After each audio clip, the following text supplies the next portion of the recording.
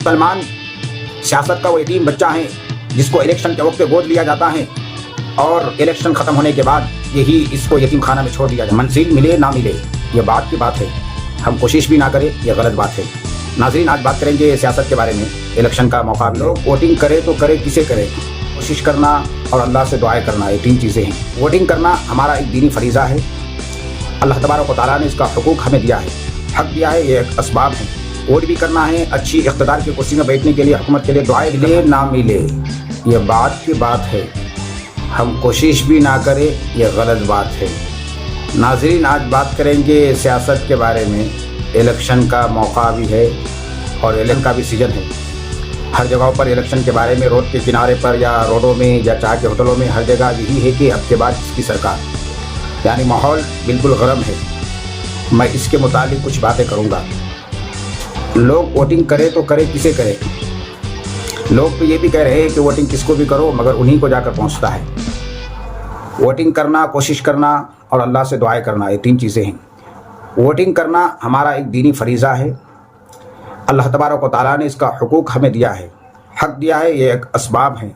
Vote भी करना है, अच्छी इक़्तिदार की कुर्सी में बैठने के लिए, हुकूमत के लिए दुआएं भी करना है, अच्छी नुमाइंदगी के लिए, जो हक और हुकूक की बात कर सके, इंसानियत को बरकरार रख सके, विकास की बात कर सके और एजुकेशन पर काम कर सकें, सड़क और रोडों और पुल पुलिया पर काम कर सकें।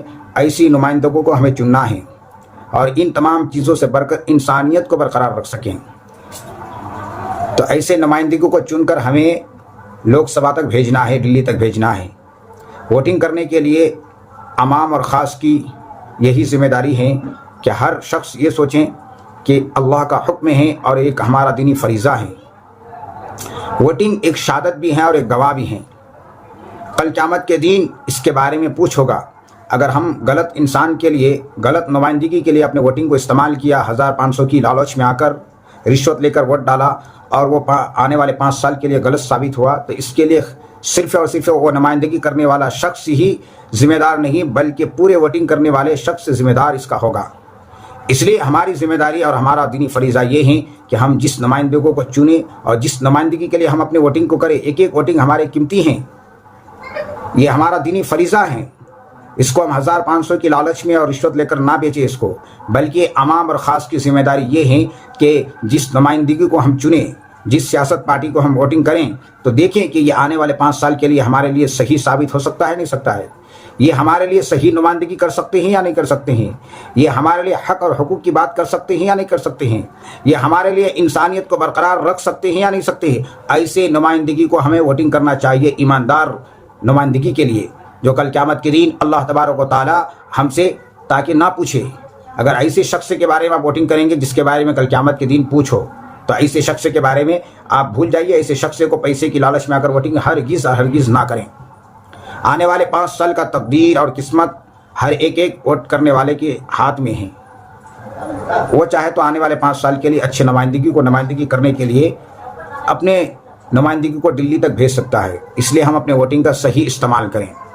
और मुसलमान सियासत का वो यतीम बच्चा है जिसको इलेक्शन के वक्त गोद लिया जाता है और इलेक्शन ख़त्म होने के बाद यही इसको यतीम खाना में छोड़ दिया जाता है।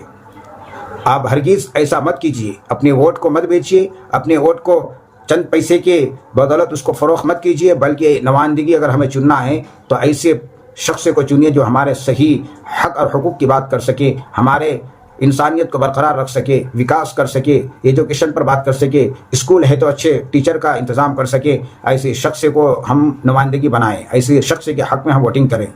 ये हमारा एक दीनी फरीज़ा है, शहादत भी है, गवाह भी है। कल क़यामत के दिन अल्लाह तबारक व तआला इसके बारे में पूछेगा कि तुम किसके बारे में गवाही दी, तुम किसके बारे में शहादत दिया। तो इसलिए हमें ईमानदार शख्स के लिए शहादत देना चाहिए और ईमानदार शख्स के लिए हमें गवाही देना चाहिए। कल क़यामत के दिन इस सवाल से हम सब गोश हो सकते हैं।